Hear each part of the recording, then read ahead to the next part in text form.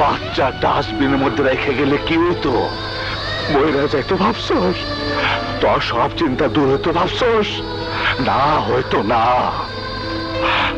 আরে পেটের পাপ এত সহজ। আমার মতো রাস্তা রাস্তায় মানুষের লাথি খুঁটা খায় বড় হইতো। অত্যাচার সহ্য করতে করতে একদিন নিজের মনের কষ্ট দূর করতে হাতে তুলে নিত অস্ত্র।